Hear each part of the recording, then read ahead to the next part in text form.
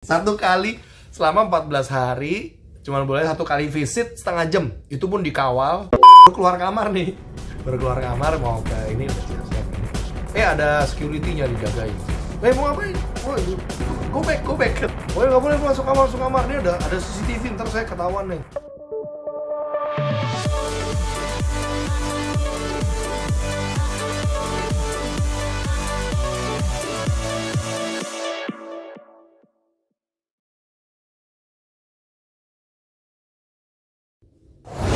Oke, teman-teman, vlog hari ketiga masih terdampar di hotel dan kita mau bahas hari ini pelajaran yang saya ambil banyak dari sistem di Australia ya. Melalui pengalaman saya yang saya rasakan dari terakhir ini, dari datang bahkan sebelum datang, dari apply visa sampai sekarang nih, sampai terjadi mau visit bapak saya yang di rumah sakit aja susah banget gitu. Padahal memang ini orang bilang ya compassionate reason kan, alasan yang memang ya orang harusnya kasihan gitu lihat saya, lihat fotonya, saya udah kasih lihat fotonya ya. Yang kita mau bahas ada dua. Yang pertama adalah the power of positioning namanya ya, the power of positioning.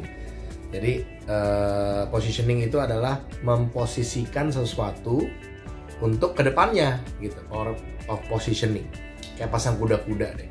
Yang kedua kita mau lihat nanti pelajari tentang the value of no. Nah ini yang saya pelajari dari guru saya nih. Saya lagi belajar sama namanya Chris Voss.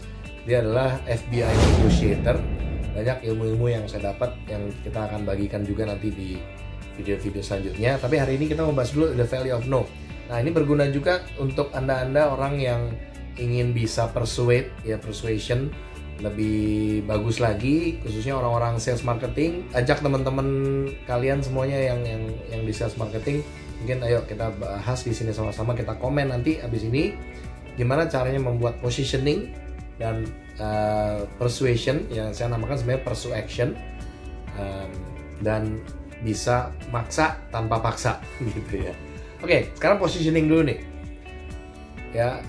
Saya pelajari memang orang-orang asing ya, khususnya di negara-negara berkembang, negara-negara Commonwealth itu, mereka tuh jago yang namanya positioning.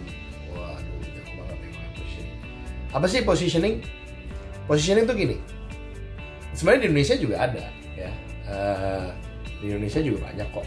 Contoh, kita datang ke restoran, datang ke satu restoran, terus kita lihat ada restoran yang begitu datang kita langsung angkat tangan, mbak, mas, pesen. Terus masnya datang ya order gitu kan.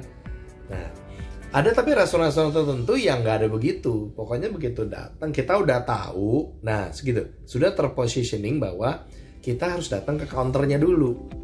Mana ada gitu, kita diketawain kalau duduk terus panggil mas gitu kan. Contohnya di food court, di tempat-tempat fast food ya, KFC, McDonald's, segala macam ya, semuanya modelnya datang ke counter dulu ya. Semua fast food yang dari luar pasti begitu. Dan restoran Indonesia yang berhasil melakukan ini adalah Bami Gajah Mada, Bami GM, Solaria ya, dan beberapa yang lain. Nah, Bami GM dan Solaria perbedaannya apa? Orang biasa kalau datang langsung angkat tangan. Ini Bami GM Solaria, dia datang lalu ngapain? Lalu dikasih kertas sama pensil, kita tulis sendiri. Nah ini adalah satu bentuk dari yang namanya positioning. Jadi orang diatur tanpa harus dikasih tahu, karena terpositioning bahwa dia harus melakukan itu gitu ya. Nah ini di Australia sangat-sangat jago banget ya, negara yang berkembang ini membuat ini. Padahal sebenarnya kita pikir-pikir deh ya, papa saya lagi sakit, masuk ICU. Saya datang jauh-jauh pengen nengokin gitu kan. Walaupun dia lagi concern sama COVID, dia takut saya ada COVID. Ya sebenarnya kalau kita pikir gampang ya, kalau saya jadi mereka, kita semua lah gampang. Ya dites nggak ada COVID, bebas beres gitu kan, gitu ya. Nah tapi ternyata nggak segampang itu. Jadi ceritanya nggak segampang itu. Kenapa sih saya sampai tanya? Lo kan ini habis swab test, tadi saya habis di swab test tuh, masukin ini ke hidung, sakit banget. Masukin apa tuh ya, pokoknya alatnya cuma pertama masukin mulut, kedua masukin. Kalau rapid test kemarin cuman dicetokin di sini kayak tes gula darah gitu ya, itu oke lah. Kita pikir abis di swab test terus negatif kan udah gitu kan, keluar aja. Ternyata enggak, ternyata saya koordinasi sama health departmentnya di Western Australia di sini. Mereka bilang no, you boleh negatif, tapi negatif tuh sekarang gitu. Nah si virus ini berkembang bisa sampai 10 hari atau berapa hari lah gitu. Jadi bisa juga sekarang dites negatif, besok dites positif. Yang dia nggak mau, saya ke rumah sakit nengokin papa saya, kesian sih, ya kan gitu. Harusnya kan dikasih nih, kasihan udah sampai sekarang lagi pakai ventilator gitu kan, lagi kayak breathing tube, nggak bisa nafas, ngomongnya juga udah susah gitu kan. Jadi saya sengaja datang untuk ini, tapi enggak, tetap strict banget gitu. Lihat orang lagi kesian gitu kan, lagi pengen nengokin papanya yang udah umur 82, yang udah lama ketemu gitu. Saya sampai sebelumnya kalau flashback dikit, saya udah tulis email gitu, kasih foto-fotonya gitu biar berasa orang kasihan kan, compassion. Nanti kalau ada waktu saya cerita juga prosesnya ya, di prosesnya gimana. Dulu juga saya sempat bisa refund Garuda gara-gara saya, ini singkatnya ya, refund Garuda gara-gara saya lagi jalan-jalan ke luar negeri sama istri, terus tiba-tiba anak saya step masuk rumah sakit gitu. Terus akhirnya singkat cerita bisa tuh dapat refund dari Garuda. Padahal udah ditolak-tolak berapa kali. Nah, tapi konsepnya adalah sama. Jadi kemarin akhirnya saya kirimin foto-foto, akhirnya bisa dapat visa keluar dalam 2 hari gitu, mujizat tuh. Kalau nggak dibantu sama teman-teman yang bantu saya kemarin gitu ya, thank you buat brother yang udah bantu saya, akhirnya bisa keluar dalam waktu yang cepat. Jadi intinya tadi lagi cerita sampai sebegitunya aja masih belum dikasih. Nah karena dia pikir COVID ini virusnya bisa keluar, bisa terjangkit di hari-hari berikutnya. Kalau saya ceritanya ke rumah sakit, ya walaupun dia negatif, tapi ada di badan, belum virusnya belum berkembang lah ya katanya gitu. Nah nanti pas jadinya tuh nanti malah bisa nyebarin yang lain gitu. Jadi dia lebih concern sama khalayak ramai dibanding hanya kasihan sama satu orang. Nah ini konsep yang bagus juga yang kita harus terapkan juga di organisasi. Kadang-kadang kan kita kasihan sama satu orang gitu, kasihannya sama satu orang. Tapi karena kasihan sama satu orang, satu organisasi, satu grup, satu tim mengikuti treatment kasihan kita, itu yang bahaya. Ya, saya pernah dengar dari salah satu leader di organisasi juga, your treatment, your action is your culture. Gitu. Kalau kita melakukan sesuatu yang memang begitu ya treatment itu akan menjadi culture. Jadi pemerintah Australia ini nggak mau tolerate gitu. Ya, yang pertama tentang positioning, kemarin saya cerita nih kemarin kan, kayaknya ditaruh aja sini ya. Nah kemarin saya cerita begitu datang itu langsung dikasih ada dokumen gitu untuk saya. Jadi dikasih satu dokumen ya, di sini begitu datang itu udah disiapin. Nah, the power of positioning yang pertama adalah planning, yang saya pelajarin dari orang-orang yang di sini yang sukses lah ya, planning. Kalau kita melakukan planning berasa gitu. Waktu kita datang ke hotel dikawal sama polisi, itu pun planningnya udah keren banget. Setiap kali ada penerbangan langsung udah ditahu namanya gitu ya. Dia langsung dimasukin ke bus gitu.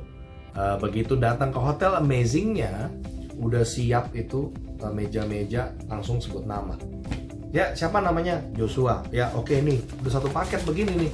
Udah satu paket langsung dikasih begini, room number berapa segala macam, udah ditaruh dikasih. Waduh, berarti kan harus saya kalau kayak gitu perhatiin untuk mundur gitu ke belakang. Wah berarti ini saya lagi bayangin, oh berarti dia sampai kontak ke airport atau ke Garudanya mungkin, terus minta daftar nama gitu, ya dong pasti dong, gitu kan. Bahkan ditanyain juga tuh vegetarian atau apa juga udah, itu makanan langsung disiapin tuh di ini. Jadi nggak ada order lagi. Kalau kita kan biasa kalau ke hotel, datang ke hotel, check in dulu, kayak ini keburu virusnya nyebar, ceritanya begitu. Jadi hotelnya pun di karantina, nggak boleh ada yang lain, khusus untuk yang datang dari luar negeri aja atau dari luar kota. Masukin sini itu udah terplanning. Jadi yang pertama planning, ya, positioning, planning dulu sebelumnya. Tapi planning aja nggak cukup. Planning itu apa aja sih? Nah gini ya, planning adalah satu, berarti aturannya. Kalau kayak main sepak bola atau apapun pasti ada aturannya. Sama seperti kita juga sama calon customer, pasti kita juga harus buat aturan-aturannya dulu gitu. Jadi di depan kita harus positioning. Saya ini siapa? Di video berikutnya boleh nanti saya cerita tentang bagaimana kita build trust sama diri kita untuk salesperson ya, untuk sales team, dan juga mempositioning apa yang si calon customer akan lakukan, akan terjadi ke depannya. Ya seperti kayak di dokter deh. Nah intinya simpelnya adalah gimana caranya kita bisa mempositioning si calon customer menjadi seperti calon pasien, seperti pasien lah pokoknya. Ya orang yang punya masalah, terus datang, terus kita jadi dokternya. Jadi bukan jadi sales, tapi jadi konsultan kayak dokter. Nah itu nanti ikutin terus saya, nanti kita akan ceritakan di video-video yang lain ya. Cuman sekarang lagi mau bahas positioning dulu. Positioning satu, aturannya. Ya, oke lah di sini nih kasih welcome segala macam gini, nanti akan begini, dapatnya apa, terus nggak boleh apa gitu ya, nggak boleh apa nih, wifi dikasih gini, kalau ada problem hubungi sini gitu kan, tetap mikirin dulu. Tapi itu sudah mulai deh sekarang. Oke, aturannya jam segini kalau mau terima barang dari luar jam segini, gini. Jadi aturannya itu dimasukin dulu ya. Terus boleh nggak boleh gitu, boleh nggak bolehnya dimasukin ya. Ada tuh mana tuh ya mungkin di dokumen-dokumen yang lain. Boleh nggak boleh keluar, itu aja saya belum baca kemarin. Saya pikir baru masuk, pengen ngomong sama polisi yang baru nganterin kita gitu kan, pengen ngomong ini saya udah ngajuin request buat bisa keluar dari sini, jenguk papa saya di rumah sakit gitu. Baru keluar kamar mau ke ini, udah siap-siap ini. Ada security-nya dijagain di situ. Mau ngapain? Go back katanya. Masuk kamar. Ini saya mau ngomong sama polisi. Nggak boleh. Go back. Oh gitu ya. Jadi tadi yang pertama planning.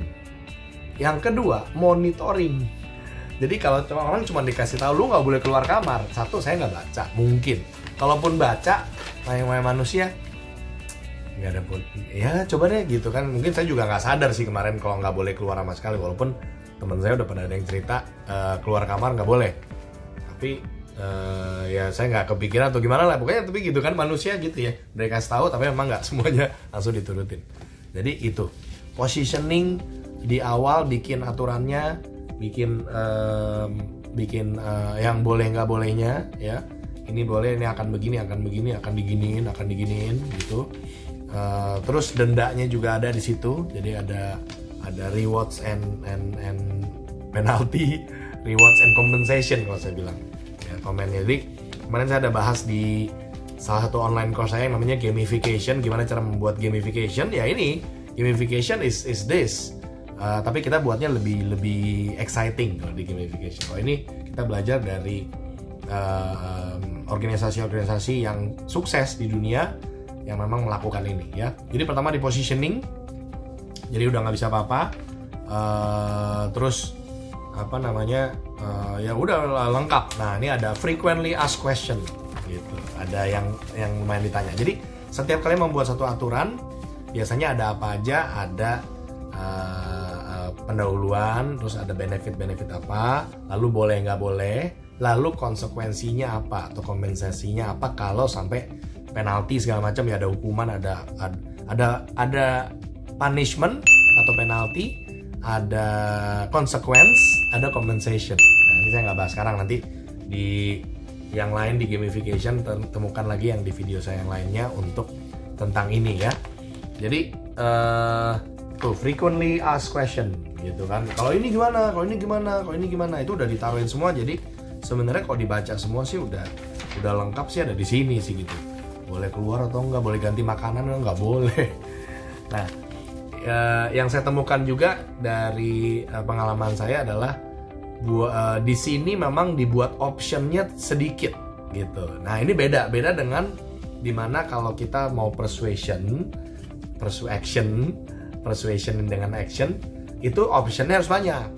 Kalau ini mau ngecilin biar nggak macem-macem, itu optionnya jangan banyak, udah satu aja gitu. Jadi nggak boleh pilih kamar, nggak boleh pilih harga, nggak boleh pilih makanan ada sih, makanan boleh pilih. Oh gini keren.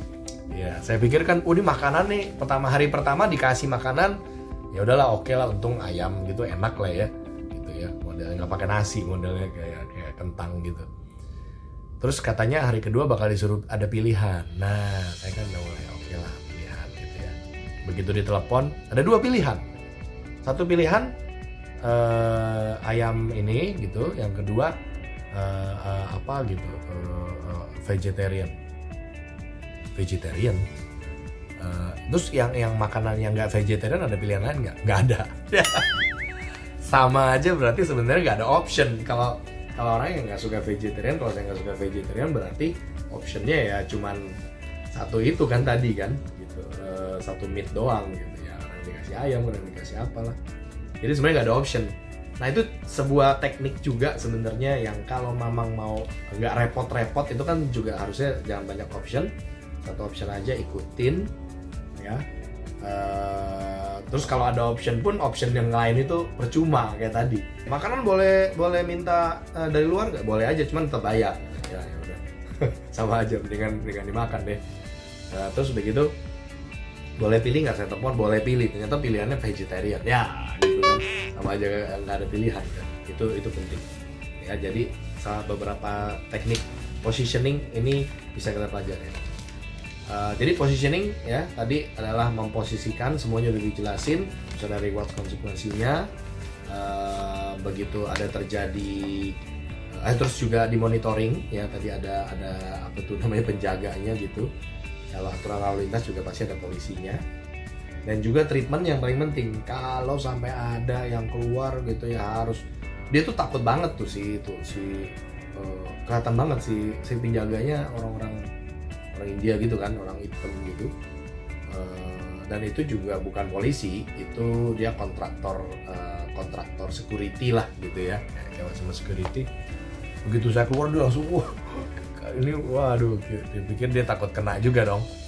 Oh ya nggak boleh masuk kamar, dia ada CCTV, ntar saya ketahuan ya gitu. Jadi saya dari kata-kata itu langsung ada CCTV, nanti saya ketahuan saya yang kena gitu.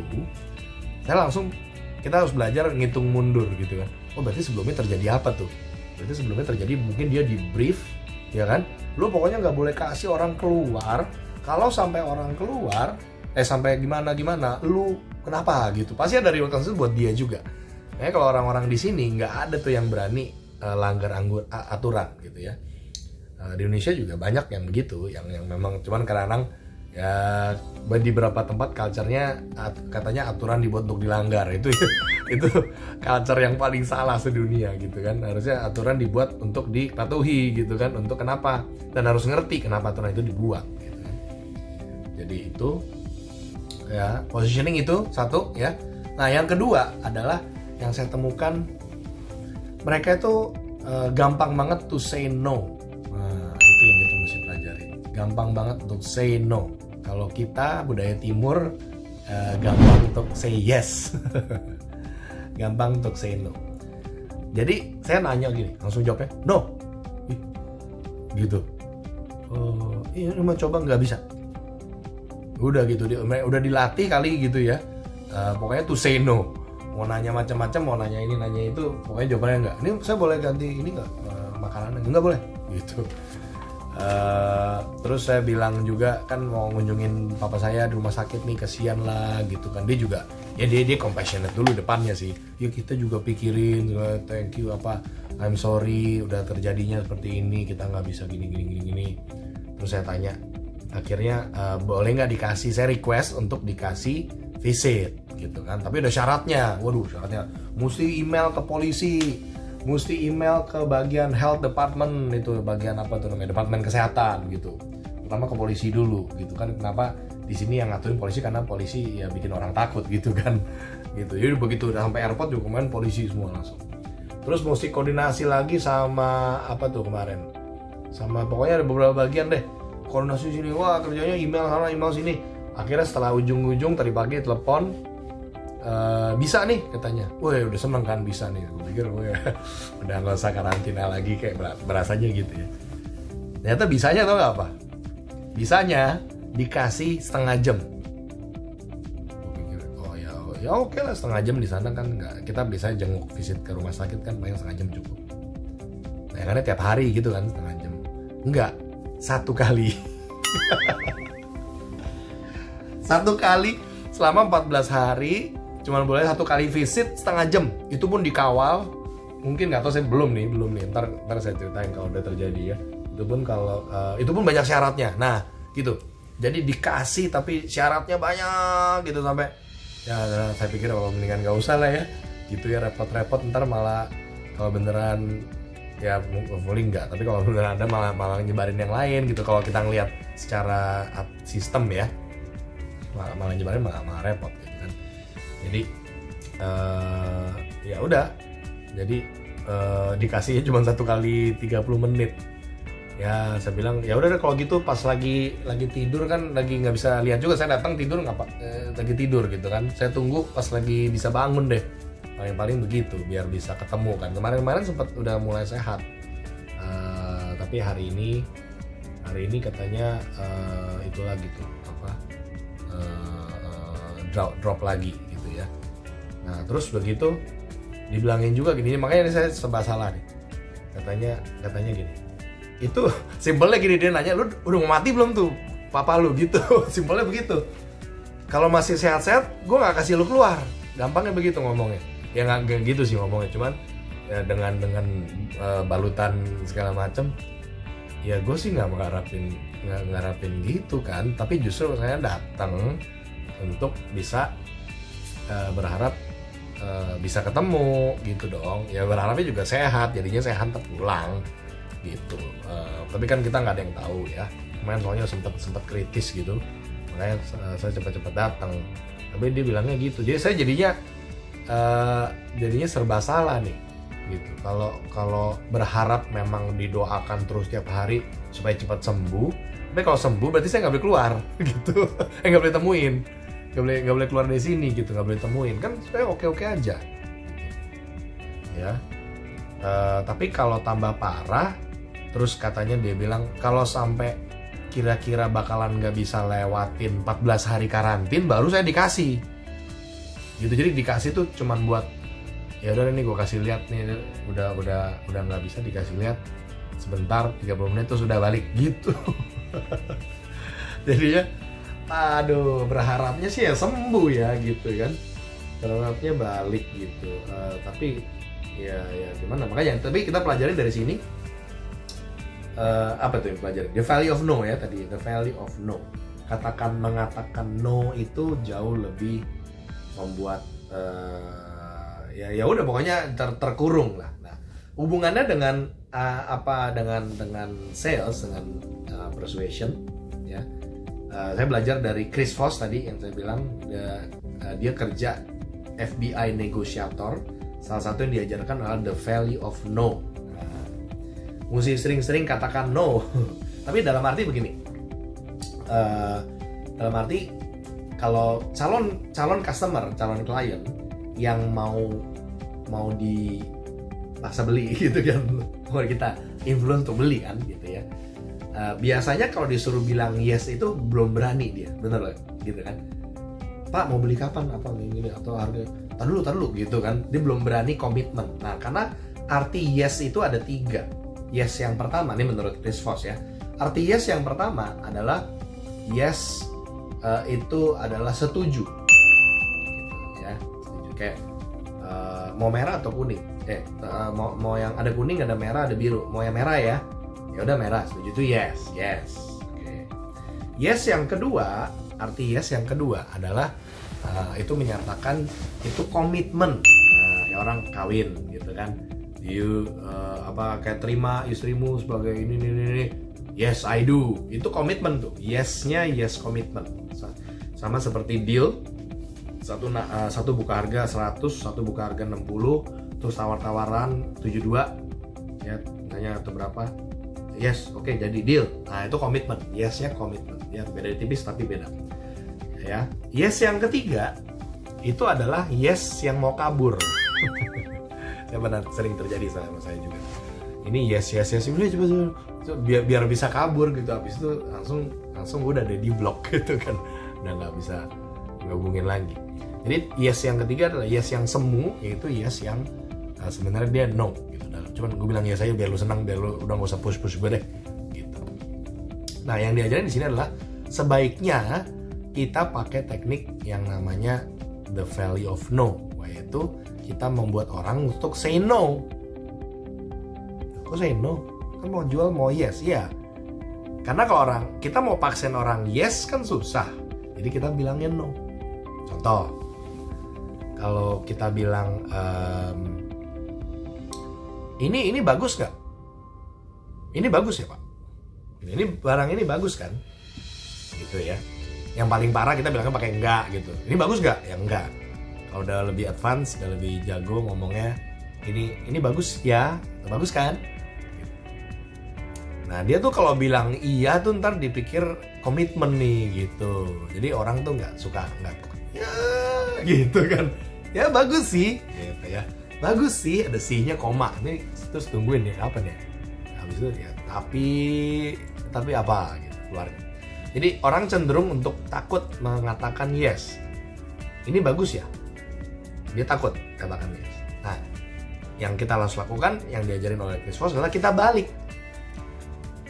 Pak, ini barangnya emang jelek banget ya? Enggak sih. Jelek banget sih enggak. Gitu kan. Justru sih-nya itu adalah dari sisi sana. Nah, kalau orang ngomong jelek, berarti kalau nggak jelek banget, berarti kan bagus. Dia nggak usah ngomong bagus, pokoknya nggak jelek aja. Gue tanya, ini jelek nggak? Enggak. Dah. The value of no. Is this ridiculous? Is that ridiculous if we do this price gitu misalnya. Tadi contoh ya, lagi nawar-nawar 100 sama 60 misalnya, lagi negosiasi.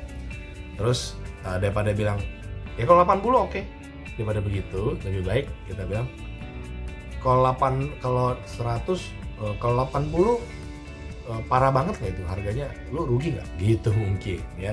Jadi biar jawabannya ya enggak sih, enggak. Jawabannya no. Jawabannya enggak itu berarti next step to yes. Ya. Kan kita pilihnya adalah kata-kata yang terbalik.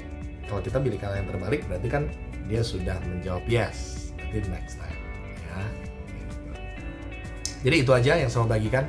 Oke, so pastikan komen, like, subscribe channel YouTube saya Coach Joshua Sutanto atau Instagram Coach Joshua Sutanto juga, Facebook sama.